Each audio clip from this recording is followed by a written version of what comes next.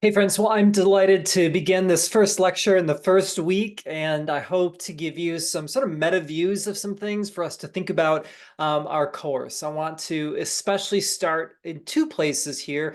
One is just to kind of give a very, very big view of emerging adults, but actually more importantly than that, I think I want to start with something that I just consider is really, really crucial, and that is for us to have a person-centered approach to the work that we do. Let me explain by showing you this first slide.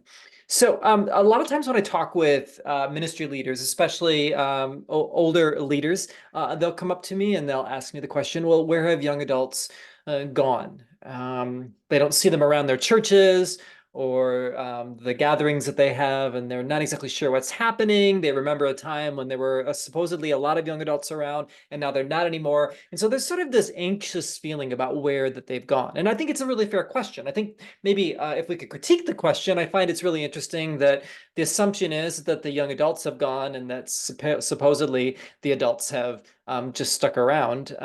Some people might have a different opinion of that, but it's a fair question, and we should probably start with that. We also know that sometimes once I sort of have this conversation about where young adults have gone, a lot of times the follow-up question from these leaders is simply this, like, how do we get them back? And quite frankly, I think it's a really honest question. I think there are many young adults or adults that care about young adults. They want to support them in any way that they can. And so a lot of times they're thinking, if we could just get them back, we can serve them and we can kind of figure some things out. But what I find interesting is this, is that once we sort of get through this question and this conversation, usually in more of a hushed tone, adult leaders will say to me, but if they do come back, what are we supposed to do with them? Okay, I think find this a really, really compelling question. The idea of having young adults around sounds really, really great. The idea of having them part of our churches or our faith communities is really, really important.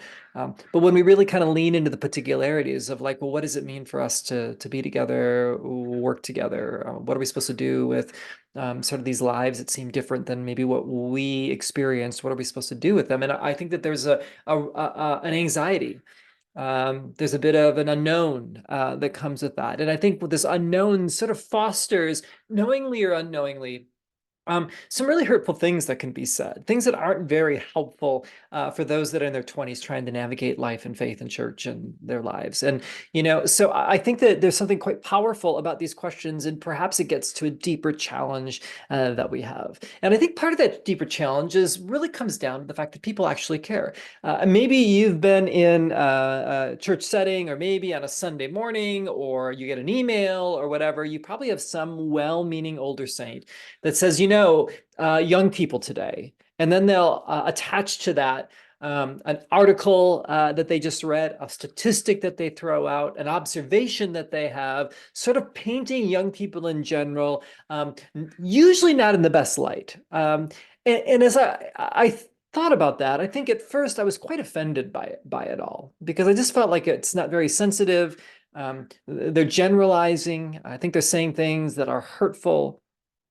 But as I thought about it more and I tried to take in to what these dear older saints were saying, uh, I think what they were getting at was this, is that it's not really about young people that they're concerned about. It's usually a young person. It's a son or a daughter. It's a grandchild. It's uh, a young person that perhaps they mentored when they were young, and now they're kind of taking a different trajectory. It usually comes down to someone that's close to them, that they care about, that they worry about, that they don't know how to help. And perhaps there's something for us to learn with this as well, that when we sort of think about theories, when we think about research, as we look at some sweeping sort of descriptions that we try to give, as we try to give lenses to this particular experience, let's just remember that it always comes down to something quite more personal. And so for our class, it's not just a young person, but it's actually a young adult. And we're going to find out even further that it's also this idea of an emerging adult. Who are they? What are their needs? What's good news to them? What does it mean for us to understand them so that we can show up where they say they need us the most. So as I think about that, maybe we can just start with this in our conversations and even in our own thinking. As we reflect on emerging adults, maybe reflect on one that you know. Write down the name of someone in their 20s that you know and that you care about. What if you were to just take a minute and speak their name out loud and reflect on your relationship with them and then pray for them? Maybe you just want to pause this recording for a second and just do exactly that. It'd be kind of cool to know that over 30 plus people have prayed for 30 plus emerging adults this week. That already sounds like a great start to a class. And so maybe here's some ministry pro tips too, as you're engaging those that are concerned about young adults that don't really understand who emerging adults are, what emerging adulthood is all about. Maybe when you hear people talk about young adults today, gently ask them who. Tell me about someone that you care about, and then invite them to speak their name and identify their relationship with them.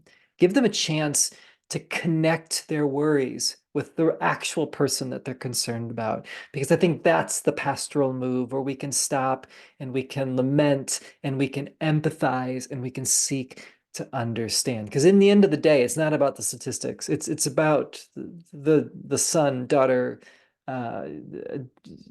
young person that we've mentored, a grandchild that we care about, that really is the one that raises these things. So maybe something for us to remember as we dive into this class, as we think about the many things that we're going to think about, that research, that theology, that ministry must point to a name and a face.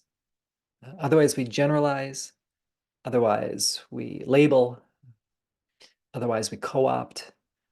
In the end of the day, we're ministering to real people with real names and real lives that hopefully will move us toward compassion and creativity and courage. And so I wanted to just start this class by sharing that perspective. And I hope that perhaps it sets you up to lean in and to think about the people in your surroundings that you're actually studying for as you step into this class.